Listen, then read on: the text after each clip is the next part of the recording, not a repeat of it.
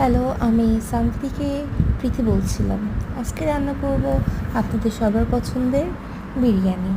এখন আমি এই যে আস্তে আস্তে পেঁয়াজ বেরেস্তাটা তুলে নিলাম, আমার চিকেন এদিকে হচ্ছে। তারপরে পোলাওয়ের জন্য জিরা ফোড়ন পেঁয়াজ দিলাম, দিয়ে একটু নাড়াচাড়া করতেছি। তারপরে এবার দিয়ে দিলাম পরিমাণ মতো এলাচ, দারচিনি, নাড়াচাড়া করলাম।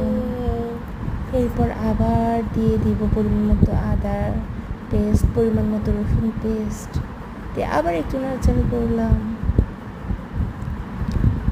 এবার চিকেনটাকে আবার নাড়াচাড়া করলাম। এদিকে চিকেনটা হতে থাকুক।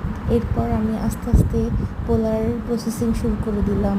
চালগুলো ভালোভাবে ধুয়ে কিছুক্ষণ ভিজিয়ে রেখে চালের ভিতরে পরিমাণ মতো লবণ দিয়ে নাড়াচাড়া করলাম।